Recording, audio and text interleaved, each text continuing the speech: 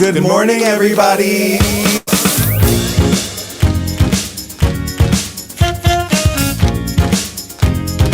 Wake up. Wake up, wake up. In Provincetown. This week featuring Wake up, wake up. Can I have some coffee? Wake up, wake up. Make it strong, please. Hey. Oh. Hey. Wake up, wake up. Oh. No, really, can I have some coffee? Wake up, wake up. Good morning, everybody. It's Friday, March 4th, 2022. You know what that means? No. It means 2 weeks until spring. Doesn't it mean we're gonna spring ahead soon? Sunday, right? I think the clocks go forward Yeah, I think it's next Sunday. Yeah, The 10 12th, days. yeah. Oh, so exciting. I think sunset is gonna be around 7 o'clock after that. Really? How killer is that? That's awesome. I'm so excited. And I think after tomorrow, it's going to be above freezing for like 5 days in a row. Wow. After this past weekend, we need it. Right? Yeah. Right now, in case you're wondering what the weather is like in Provincetown, it is 21 degrees outside. It is sunny, but it will be all the way up to 31 today. Almost wow. not freezing Wow, anymore. wow. Yeah. I love winter here. Me too, but March is meant to be warmer than this. I feel like the first 10 days of March are going to be colder than January. Probably so. We had a few like 60, kind of many 60-degree days in January. Yeah, but I'm looking forward to many more. Do you consider yourself somebody who is susceptible to seasonal affective disorder? I don't know. No? No. You don't feel sadder during the winter than the rest of the year? I do, but I don't know if that's because of seasonal affective disorder or like my lifestyle. In the summer, I'm so busy. Right. I'm wearing shorts, which I think helps. Like running around. And then in the winter, I just have like nothing to do except sit. So it's long pant affective disorder? Exactly. You just don't like to wear pants? Very that. You guys, we have a great show for you today. do. Frank Vasello and Nathan Butera are here to talk about the 24-hour play festival, which happens at the Provincetown Theater, usually every year. Did you have to skip it last year? Zoom plays. It did happen. There were Zoom plays last year. So this is the 12th annual, correct? And I've had the good fortune to participate a couple of times as an actor and as a writer. This year I am writing. So if you are in town this weekend, there's a lot to do this weekend, actually. Yeah. So tomorrow is almost sold out, I think, already. But we have a show tomorrow at 7. So if you don't know anything about the 24-hour plays, obviously they're going to tell us a lot later. The show, well, we get together tonight at 7 to like draw names out of a hat. And there's one prop that has to be in every play. And then the show is tomorrow at 7, but also another show Sunday at 2. And I think there's still tickets for the Sunday show, but tomorrow's pretty much booked out.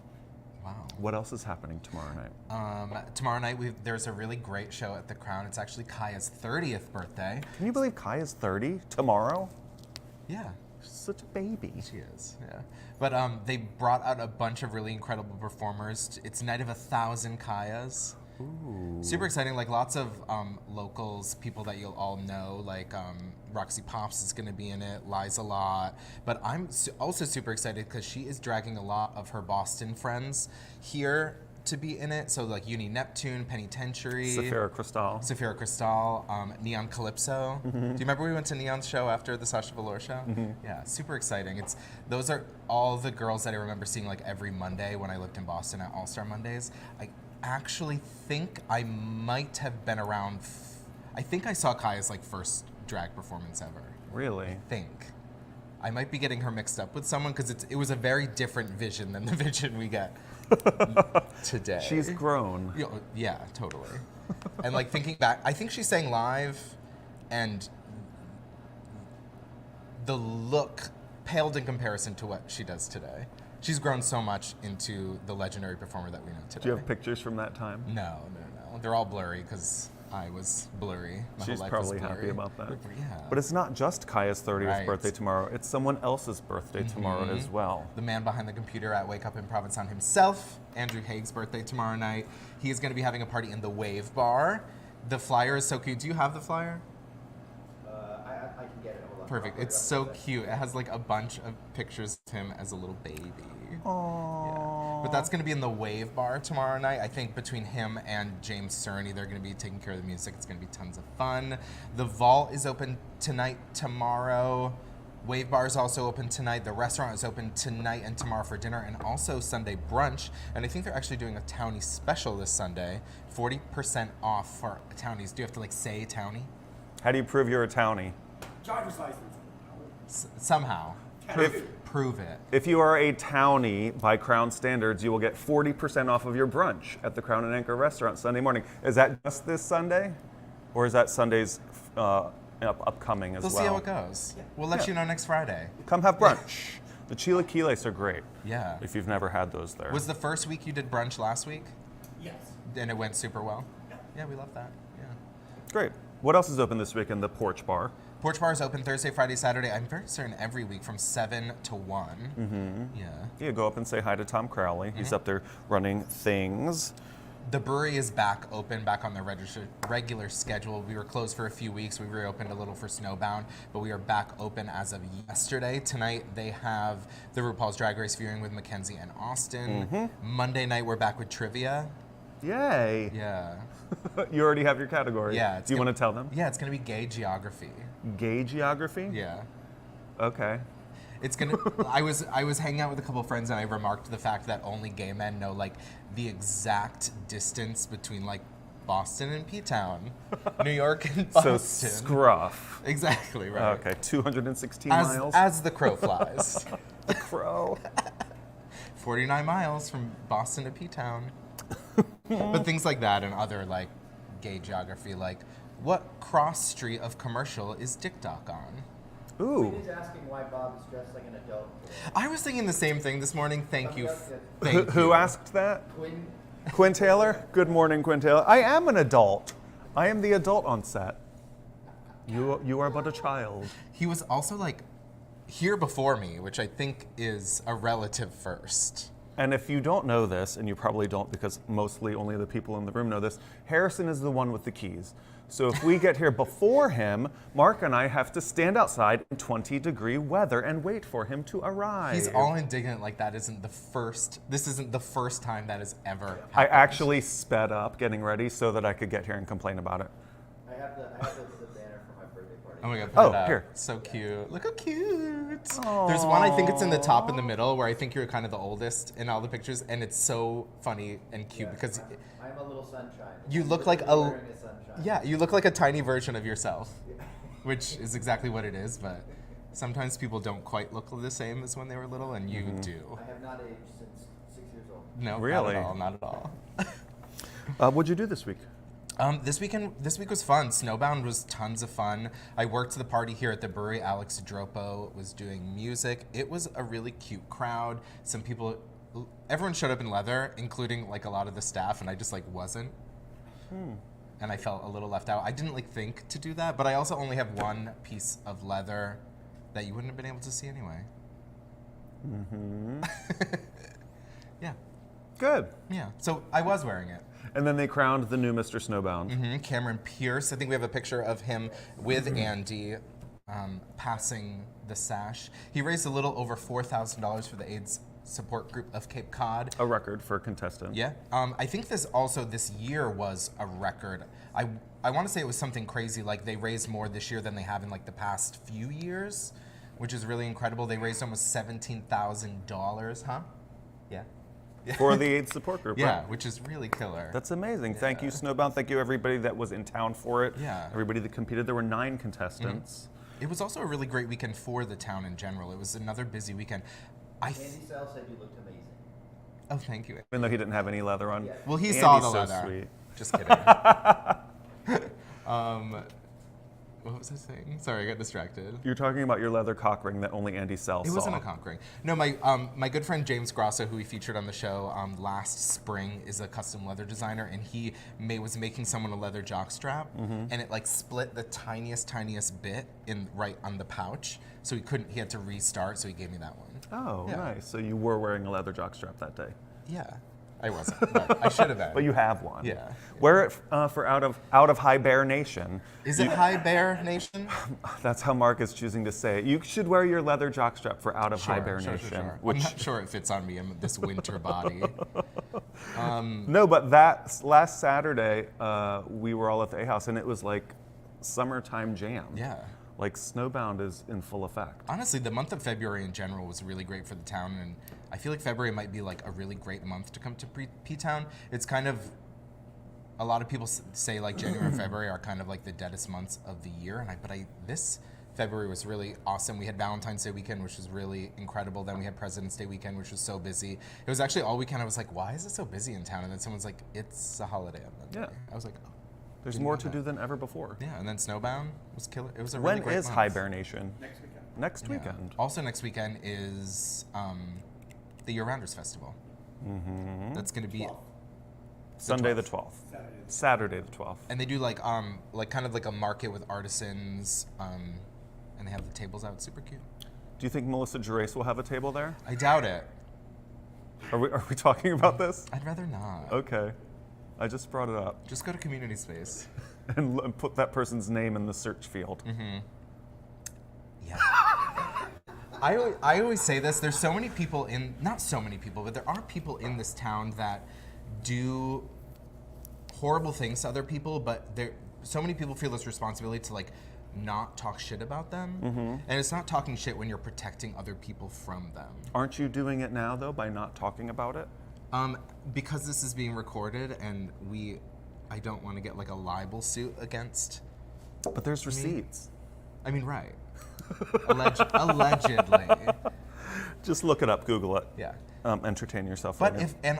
if someone does something really bad to you, let people know about it so that they can protect themselves from that as well. Right. Yeah. You know what else happened last weekend? It was the SAG Awards. Right. The Screen Actors Guild Awards happened last Sunday. Our dear friend Murray Bartlett was up for an award, Best Actor in a Limited Series or Movie. And some of us got together, made some party snacks and watched and waited like with bated breath for his category to come up. And unfortunately, he didn't win. But Salma Hayek was the presenter for his award. And she reads the names of the nominees, and she goes, and the award goes to, and we were like, yay! And she goes, Michael Keaton, and we were like, oh, come on, Salma, you didn't have to say it like that.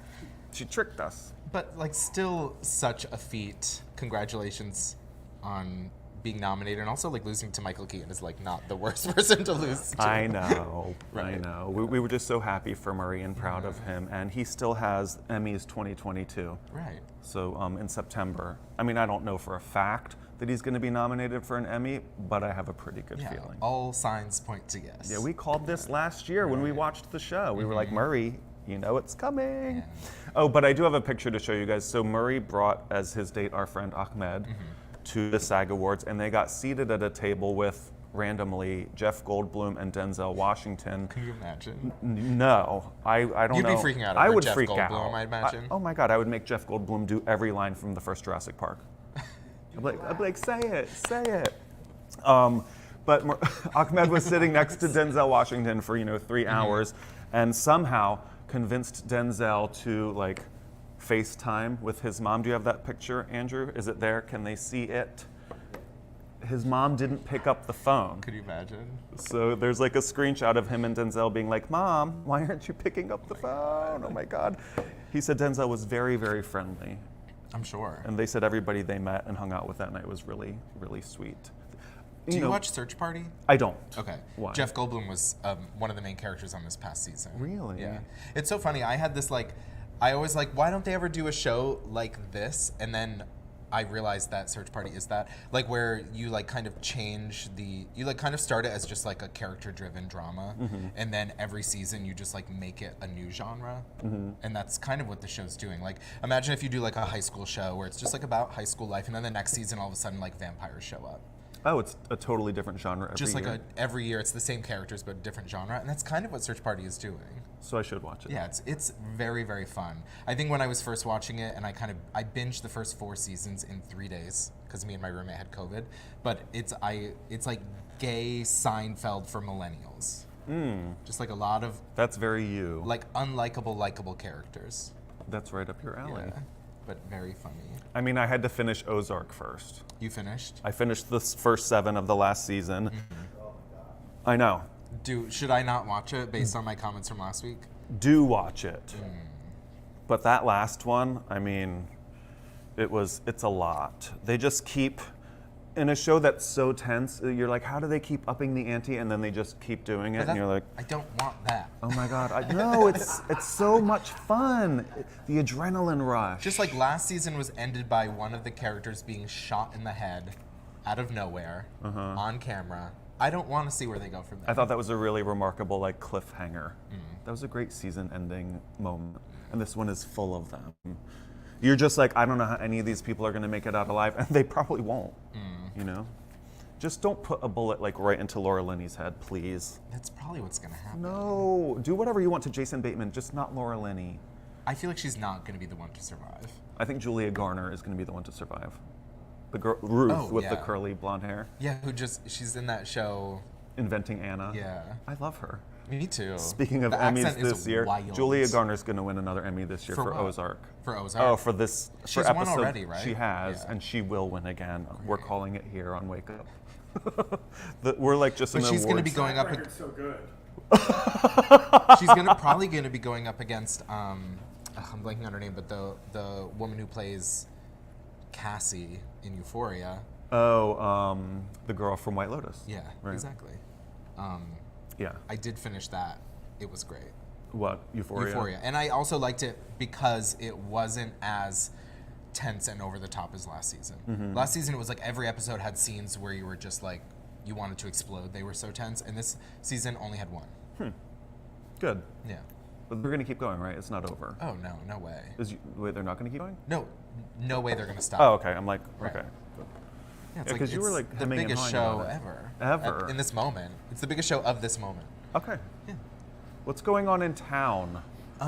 Were you, did you watch any of the select board meeting on Monday night? didn't. I didn't go, and I don't usually watch select board meetings on my TV, but because I knew Mark was going to be there, I was like, let's put it on the TV and listen in. Plus, they were talking about the sewer expansion, which is directly affecting our neighborhood. I did read up on the sewer expansion. Yeah. Yeah. Apparently, the response rate from my neighborhood is very high, but also we live near a mall shop, so that's like a priority for sewer expansion. They're trying to get sewer to Yes. y'all, and y'all want it? I think so. Okay. I don't know. Yeah. Why wouldn't you want it? It costs a lot of money to patch into it. Oh, personally, like Yeah. you would have to pay to connect to it. Yes. Interesting. But also, I mean, there's reasons for and reasons against. We're pretty much for. Great. But no, the Monday night select board meeting was. They also talked a lot about the project at Jerome Smith, which, affordable housing. Yay. Well, I know a lot of the conversation that I saw on Community Space, which obviously is with a grain of salt, but it was about the specific use of the building and who should be prioritized in getting this type of housing. Most of the comments on Community Space were that it should be for senior housing. I don't particularly agree, but I understand the sentiment. I mean, if you have been paying attention to this show at all, you know that we feel very strongly for worker housing. I have a lot of friends that have been living and working here for 10, 15 summers in a row who are just texting me being like, I don't have a place too. Yeah. People that we work with, coworkers of ours. So that is just the worst that it's ever been. Yeah, every year it gets worse and worse. And I feel like a lot of people are even don't like the term worker attached to things, but I feel like it's because there are so many people in this town who think like the idea of a worker is someone who like comes for 3 months and leaves. Right. And I feel like that is like a portion of our workforce, but I don't even think it's the majority. I mean, we can talk to Frank and Nathan about this later too, because I know they feel very strongly about it as a small business owner who relies on people coming and working. So I mean, how many units is Jerome Smith total? 60 units. 62. I think it was upped from 54 to 62. Right, and so they're trying to predetermine how much of that is going to go to a certain population segment. Right. I mean, let's see who applies for it. Right, You know, if exactly. like 900 workers apply and 3 elderly people apply, like we're not gonna know until it's done, and that's not gonna be for another few years anyhow. Right. So we just have to wait and see. But I will say this: I encourage you to put the select board meetings on your TV, even in the background, just to listen to what's going on. But also, if you know somebody that's there, and I was never that bad kid who sat in the back of the room and didn't pay attention. But the other night, when Mark was sitting in the back, and I was like, "Oh, the poor thing. He's probably bored. Let me text him." And I was like, "Tug on your right earlobe." Like just to, I was like, make a signal that is that only. what he did? I was like, make a signal that only I will know. And Mark's sitting in the background goes, and I'm like, now I feel like that bad. I'm like, I'm encouraging him not to pay attention. I'm no longer listening to what the people are saying. It was fun. So, Is there a select board election around the corner? yes, their candidates are going around now getting signatures to support their running again. Do you know anybody that's running for the first time? I don't, which is why I was wondering. I haven't heard any rumblings. No. No. I know Dave Abramson is up for re-election. Yeah, we'll see. We'll keep you posted. I don't know who else is up this year. Right. We're going to tell you. We're going to know. Also, though, today is a good day to go clamming if you are one of... There's only a couple of weeks left of it. Last year, they kept it going past April 1st, which is usually the deadline that clamming ends.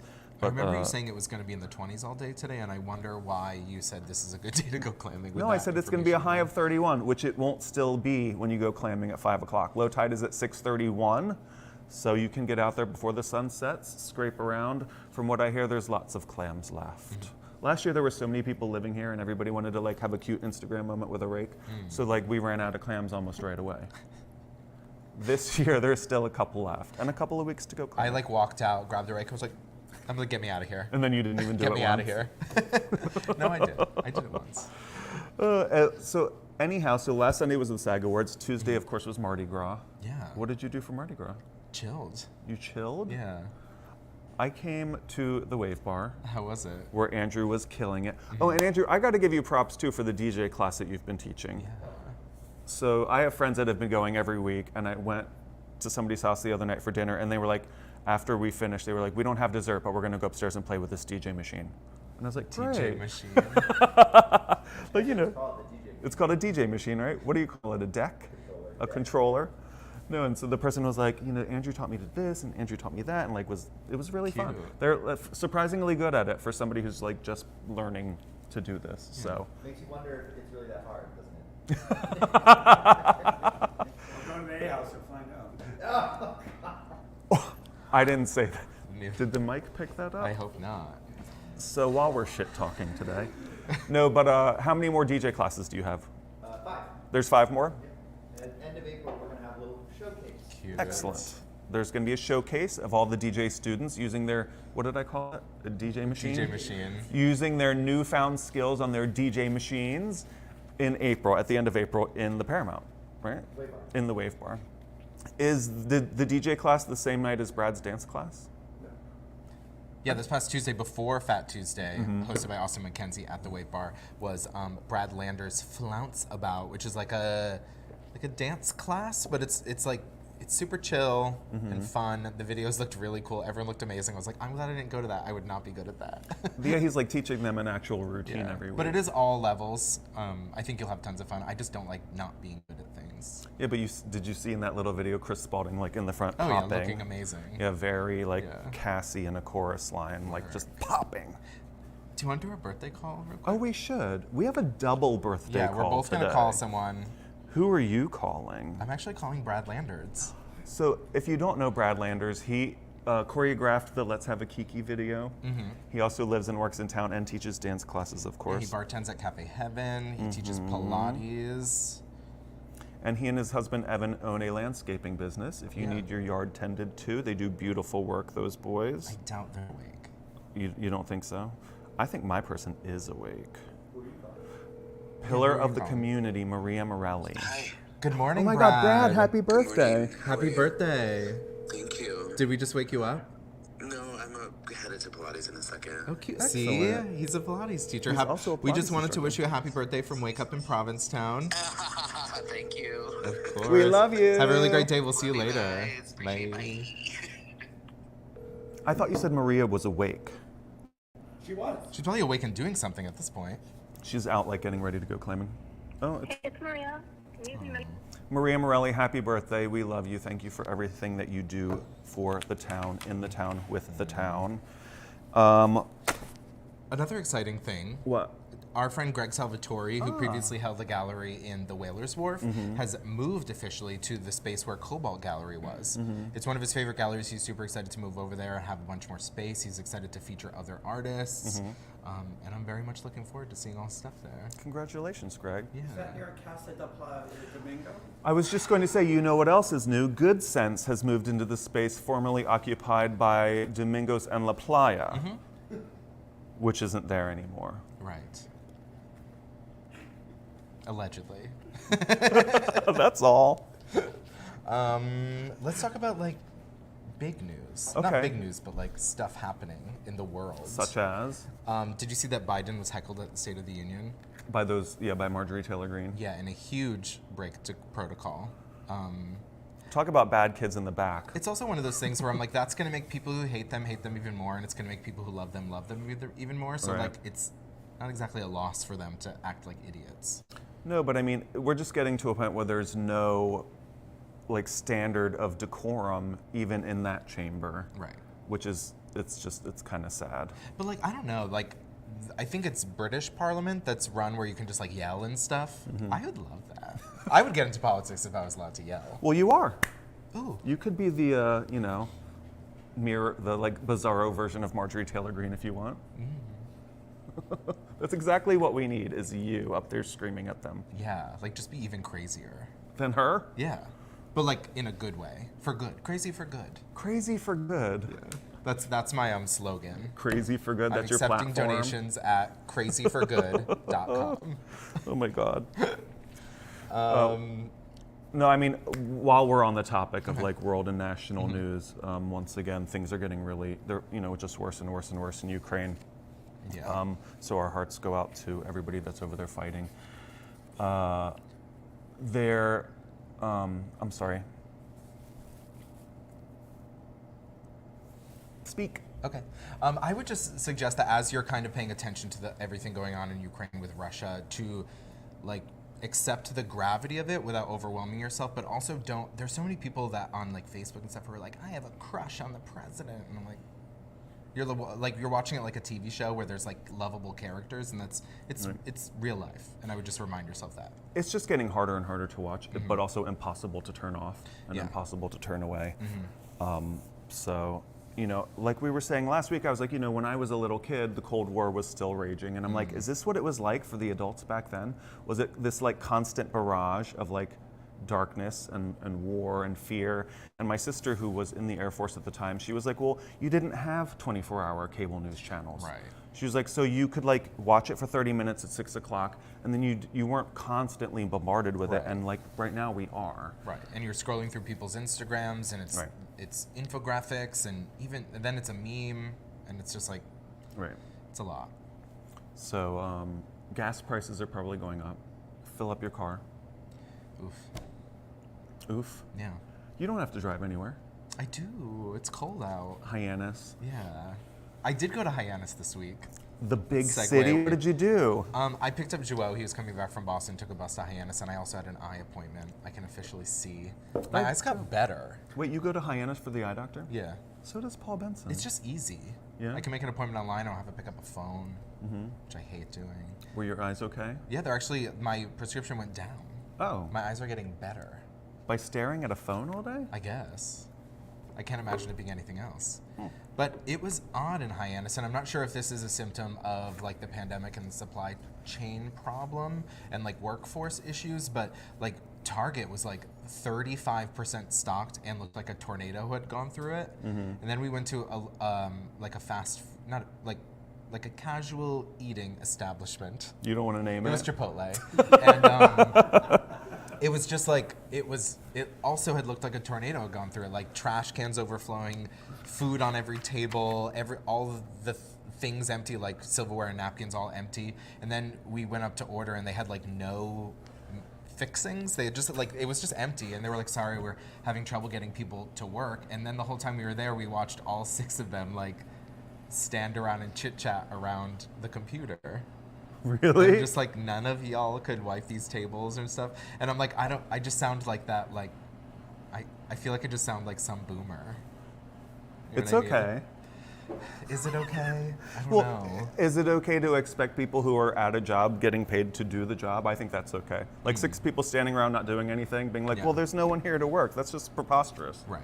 And I've always been a person who believes in, if I'm there doing a job, I'm going to do it well, because like, because that's the kind of person I am. If I'm there with a task, I'm going to do that task well. And I'm also a firm believer, like, how well you do any job is how well you'll do every job. Agreed. And especially working in the restaurant industry in a city like Boston, you get so many like really shitty coworkers who are like, ugh, I'm in school, will be over soon, blah, blah, blah. I'm like, this is how good you're going to be at every job you do. Right. So, yeah.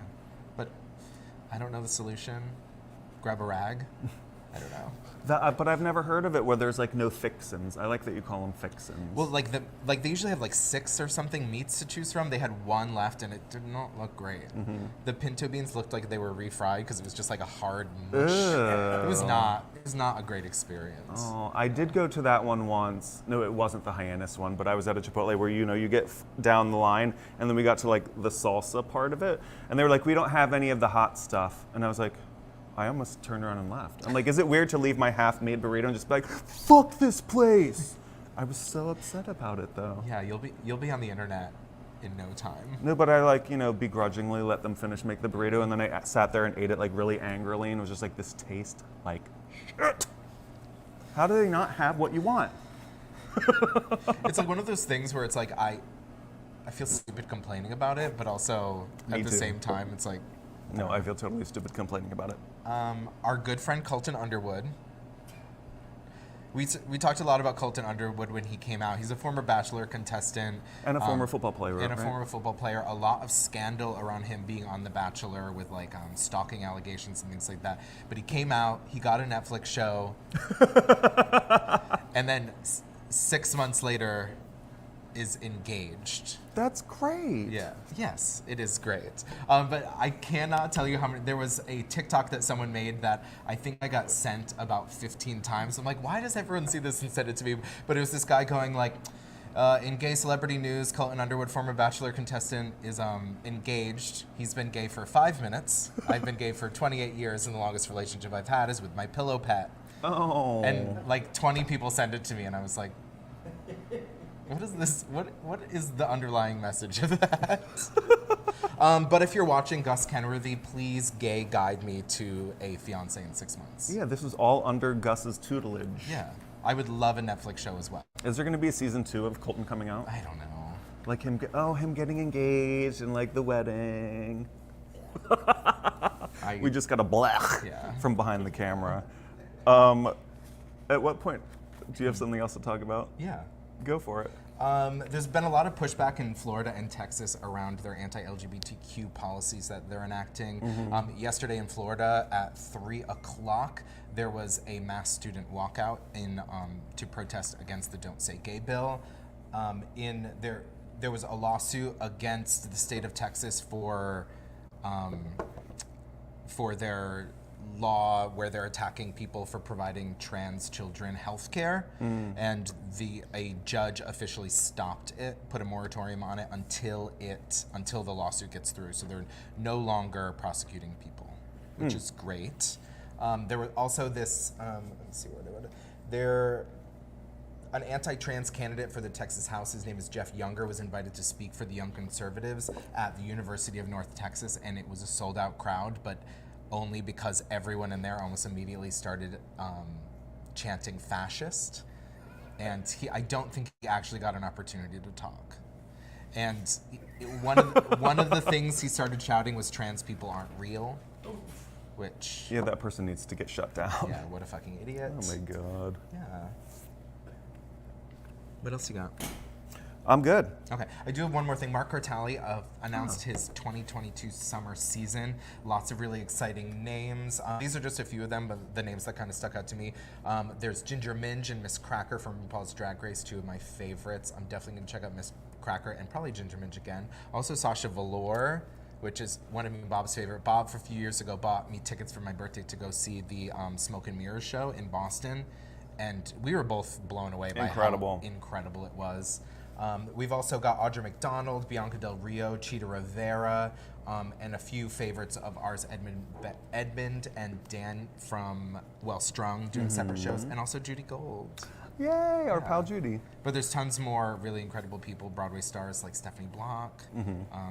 But definitely check that out. Congratulations, Mark. That's a fine slate of performers. It definitely seems like it's back to the level it was pre-pandemic, where it's like the past couple of years it felt like a little smaller of a crowd that he brought to town, but it definitely tons and tons of people. Book your trip now. This summer is shaping up to be like a big, hopefully, like return to sort of like normal life. A lot of places are already booked through September. Yeah. So if you're planning on coming, make your arrangements now. Next up, we have a 1.5-minute video of what happened this past Tuesday at the Wave Bar. It was Fat Tuesday. I don't know if the Crown always celebrates Mardi Gras, but Mackenzie and Austin were there with Andrew. Austin looked so, I mean, I didn't see any pictures of Mackenzie, but I did see pictures of Austin. He looked so cute. Yeah, there were drag numbers. Andrew was spinning on his DJ machine. And there was also a limbo competition that I am still regretting participating in. Please enjoy this 1.5 of Mardi Gras.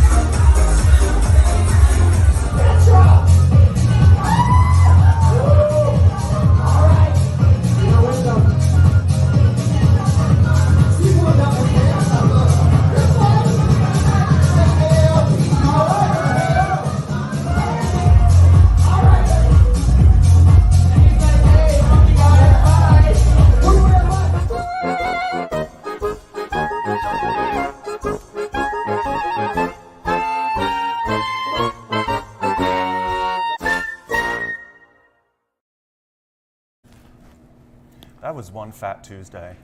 I love the music you picked for that. Thank you. Like the circus music. No, the next day, Troy texted me, and Troy was like, "Oh my God, I'm in such pain." And I was like, "Hangover?" And he goes, "No, my back." He was like, I shouldn't have limboed. And I'm like, I shouldn't have limboed either. Yeah. You really got to warm up for that. Yeah. Okay. Don't they know the average age in this town? You can do a limbo contest. Please welcome to the show Mr. Frank Vasello and Mr. Nathan Butera. Good morning, guys. Good morning. Welcome. Thanks for having us. Of course. Thanks for coming in. You're welcome. So before we get to the 24-hour plays, can you tell everybody a little bit about yourselves? Sure. I'm Nathan Butera. I've been in town part-time since 2002 and then moved here full-time in 2009. I'm a realtor in town with Gibson Sotheby's International Realty, but I'm involved in the theater and have done lots of different projects around town and been part of the community for a while. I wanted to tell you, this is just great you're doing this show. I love that we have a show, that P-Town has a show. Thank you. And I'm actually kind of nervous. And last night I was, I woke up early today. I always wake up early when I have something like this to do. And I was sleeping and I had this dream, and then the dream I was like on the show and I was nervous, and then I realized while I was sleeping, oh, it's just a dream. And then I realized, damn it, I gotta be on the show at 9 o'clock. It's about to be a reality. So you made my dream come true. Oh, Literally. Anytime. Frank you? Vasello, lived here about 21 years now. Own Relish, again, various art projects, theater projects. Worked with Nathan and Bob on Off Season. We got married. We got married. In the middle of all that.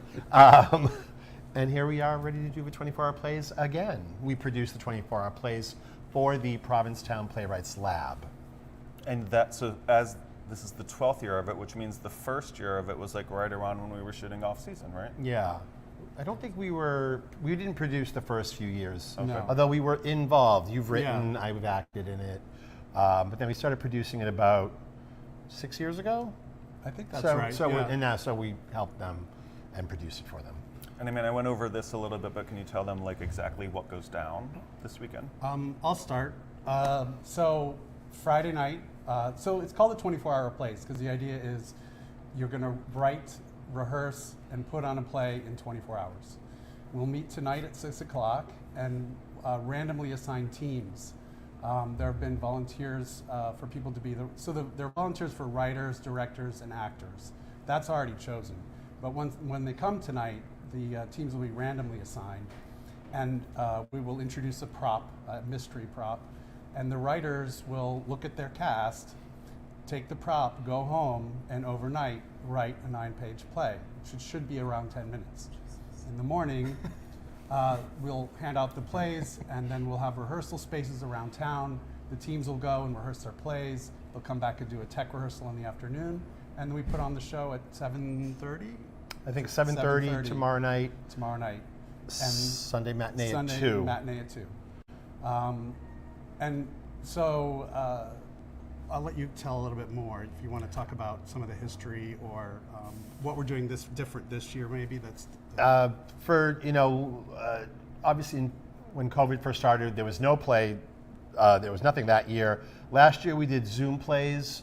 We did 5 of those. And now we're back in the theater. This is the first event the theater's holding since the Townie show in December. Normally there are 7 playwrights, 7 plays. There'll be 3 props. The event always sells out, but because of COVID protocols, we've kind of cut back, so it's only 6 playwrights this year. We're only doing 1 prop, and this theater is seating at, I think, 2/3 capacity, but they are going to live stream it Yeah. Saturday night. So for those who can't get out or don't feel comfortable going to the theater, you will be able to live stream it through, I guess, their website. Saturday night's probably almost sold out, but we do have seats for Sunday's performance, and we're looking forward to doing it again. Does the writer also direct, or are those separate? Separate. Yeah. So there's 6 writers, 6 directors, and this year we have 19 actors. So one lucky playwright gets 4 characters. Ooh. Could be you. Would you want 4? 4's a lot. 4 is a lot. Because I would imagine it's harder to write for more people. It is. Like 2 or 3 is probably like a sweet spot. I think so. Yeah. And this year, Jennifer Cabral and Ian Leahy are both participating. right. Yeah. Ian's directing and Jennifer's acting. And of Yeah. course, because we have to draw names out of a hat, I was like, I would love to work with friends. But Yeah. I'm like, the odds are so against me to like, We we'll might get see. one. Brittany Ross is also directing. She is? Yeah. I think. Yes, Who she are is. the other directors? Bart Morell. Oh, I had Bart the last time I wrote. Yeah, Bart's great. David Drake, I think. Yep. Paulie Haley, who's usually an actor in the show, is actually throwing his hat in the ring for director. So he's directing Excellent. this year. And I'm forgetting I know, we should have the list somebody in front of us. I know. Who's writing? Do you remember Linda Fiorella's writing? Love Linda. Linda Fiorella, Candace Perry, Mary Chris, Stephen Meyerson. Stephen Meyerson, Robert Carey, Bob Carey. and Bronwyn Proser. And Mary Chris and Bronwyn are 2 new writers this year. Mm-hmm. So and it'll be good. It'll be fun. And like when we talk about, like P-Town becoming more and more year round, like this was one of the first things that I ever got involved in the middle of the winter where I was like, there are people like trying, providing entertainment and community spirit all year here. And it's just been so nice for me to participate in it every chance that I've gotten. So thank you guys so much for keeping it going. Yeah, it's you're right. Like it's just great to have these little events, and there do seem to be a lot more of them. Yeah. So yeah, it's awesome. Are the actors generally off book? No. No, they generally that are sounds not. impossible. No. Well, in New York City, of course, all the actors are off book. But in Provincetown, we realized very early on that it was important not to require it because it's a lot. This is a chance for people to dip their toe back into the theater or even try it for the first time, and to have the burden or stress of memorizing a 9-page script within a day is a lot. So some people will try to be more off book than not, but most people will have a script in their hands. No, go ahead. I was just going to ask you about Relish too. When are you coming back? We are coming back April 30th this year. And thank you. And like everyone, we're having challenges staffing. And we're having challenges staffing because of housing. How many people do you usually employ every year? Usually it'll be up to 12. And so far, you know, I have my main core chefs, and then I've got 4 students. I did find housing for 4 students. So I've got 4. And then a few other students may come if they can find housing through another job. And I'm just praying every day that they find that housing, because they were great workers. You always have a really great staff. Thank you. Friendly, professional. And last year we fell into it. We had no staff a week before July 4th, practically. My mother, who is 78 years old, was working. And literally just before the 4th of July, all these people showed up. They were all amazing. They could only work early because they had evening jobs. So our hours last summer were only 8 to 1:30.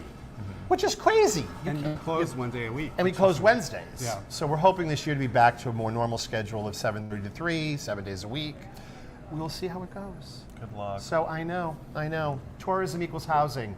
Put it on your bumper sticker. And you were making a point to me the other day about, because what did I call it? Workforce housing? Workforce housing. And you prefer the term? Well, what's happening is, for example, the barracks project that Pat Patrick is doing is for workforce housing primarily, and that is viewed in that project as seasonal summer workers. The project at Jerome Smith, they're using the term workforce housing, but we're workforce housing. You know, they're looking at more year-round, that's more year-round residents. So the term workforce is used in different ways in different projects, and I think that gets people a little worked up when they think, oh, we're building this big project at Jerome Smith Road for workforce housing. But that was a lot of the comments. On but it's just the way the term is used, which is unfortunate that the same term is used to mean different groups of people. But that project is, and I believe it is 62 units, not 62 beds, but I'm not 100% sure now. And I think it went up because they bought that extra piece of land. It was going to be 40 something. I can't remember now. I think but that might it's be over right. 60, So they were able to build a 4th building on the property.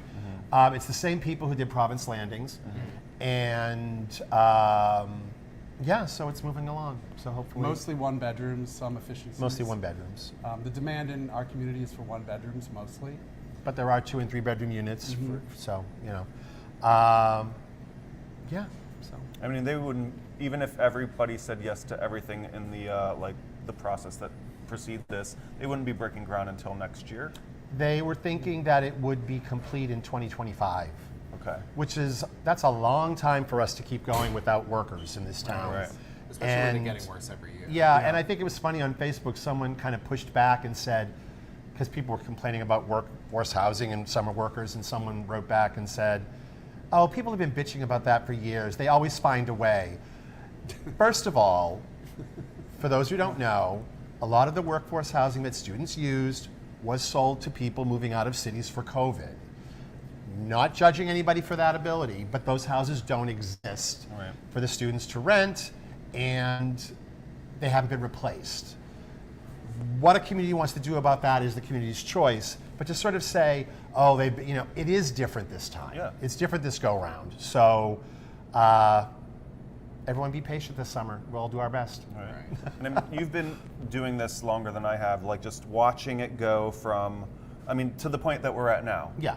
So like you have watched it get this Yeah. bad. No, it's in the last couple of years because of COVID, it got much Well, worse. Relish is what, 21 years old? Relish is 21 years old, Yeah. and we've never had a hard time finding students and to help supplement the staff that we have. Right. And that's the other thing. We employ 1, 2, 3, 4, 5 year-round residents, and then we have the students fill in the rest. And I did want to say something too, which is the students' agencies, the ones who get them to come here from Bulgaria or other countries in Europe, usually are saying to the business owners here, we need you to prove that you have housing for these students, or else we're not going to let them come. And that's becoming that never used to be. Right. And so not every business can afford or has the ability to provide housing. Right. So it really is it's putting a squeeze on the business community in town. It's really hard. And you were talking about making a plea. If you happen to be somebody who has a lot of space in your house that you're maybe not using this summer, like a 4-bedroom house, and maybe you're only here for 3 weeks, consider renting a room to a worker. Maybe. Yeah, I think that's a great idea. Have some person in your house. Have some person in there. Someone on my street, there's a house that has 2 cottages, and I'm so tempted to just sort of knock on the door and be like, would you consider renting one of those cottages to one of my students? Right. I'll sign a lease for them. I'll be responsible for this. Right. I may do that. Do it. I mean, it's getting to the point where we really have to knock on our neighbors' doors and ask them for help. Housing for me. You know? A comment that made me the most angry on the post that happened on Green Space is someone said we have to build more dorm housing for the workers so that we can live in the houses. Somebody said that? And I was like, who's this we that's separate from workers? You know what I mean? Uh-huh. And also, like, is that the community you really want to be a part of?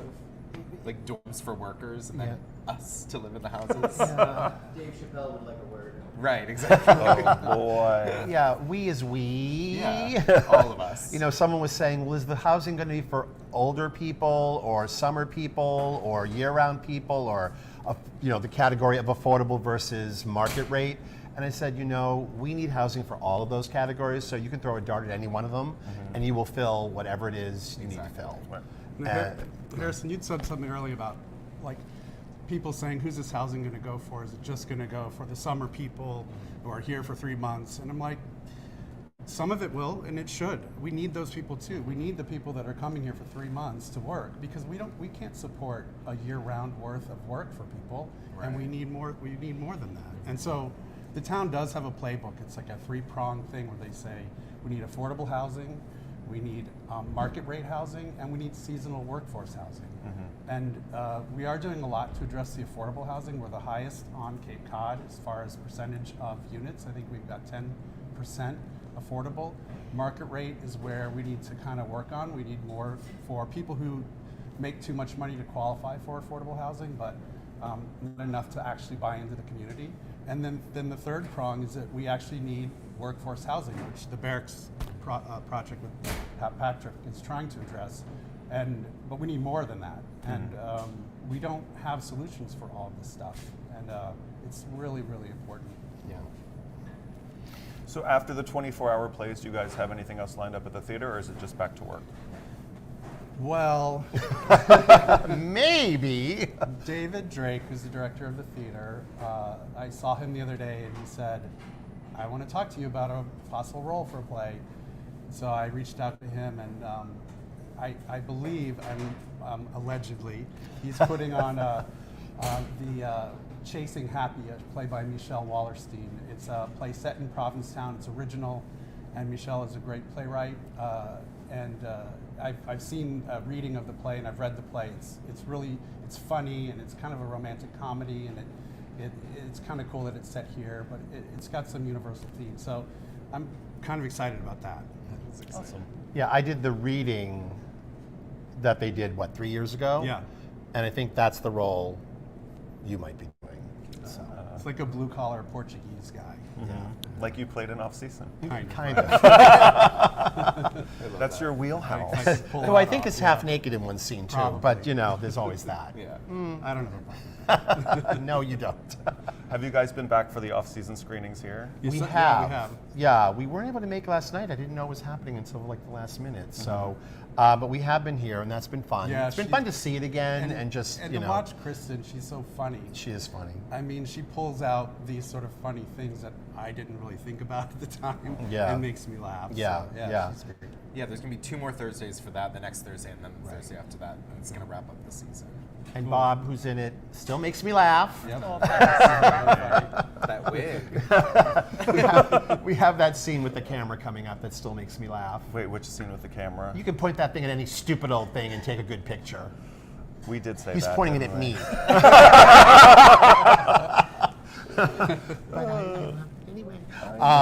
So the 24-hour plays this weekend, and I'm looking forward to seeing what you come up with. Thank you. Yeah. Yeah, I'm going to be staying up tonight writing. Do you have an idea? I don't like to go into it with an idea because people that do, it's very obvious the next day. Oh yeah, we've had that That before. somebody wrote a 2-person play and then they get 3 actors and then you have the one person walking on being like, just checking my mail, and then it's like they just threw that in there. No way. Really? No, literally, we had a play. There were 4 actors in the play, and basically the playwright wrote 2 of them out. They came in, gave a wedding, delivered a gift, and left, and had no role in the play. And then the play went on. Sucks to be that And we will actor. use that as an example tonight. Okay. And it was really upsetting for the actors who kind of wanted to participate and kind of shortchanged. So write for everybody as well as you can. Yeah, because we don't know the prop until we get there, so I like to go into it blind, which I think is the intention of it. So we're going to have a lot of fun this weekend. Get a ticket. You guys, thank you so much for making some time to be here. Thanks for having us. Always fun. So I'll see you at 6:30 or 6 o'clock? 6 o'clock. 6 o'clock. I'll see you at 6 o'clock. Don't be late. I won't. Also, one more thing. We just wanted to wish our friend Paul Rizzo a lovely little recovery from his wisdom tooth surgery. I think we have a little picture. He looks so cute. Like a chipmunk? Is he all like puffy and swollen? Oh, the So poor thing. cute. Did he get all 4 out? Yeah. Ooh. When I went, they would only do 2 at once because they were like, this is going to be horrific for you. Now they're like, it's COVID. Just take out all your teeth. Speedy recovery to you, Paul. Yeah, you better be waiting on him hand and foot. Yeah. Yeah. We want to thank our sponsors, the Be Well Cannabis Dispensary, the Adam Howard Metal Workshop at 3 Bradford Street, ProjectValorSailing.org, the Red Inn, and Cafe Heaven. Yeah, and the Crown and Anchor, and Provincetown Brewing Company. Back open, come and see us. Thank you guys for waking up in Provincetown. Wherever you are. So glad that you came here and said 6 o'clock. Good morning, everybody.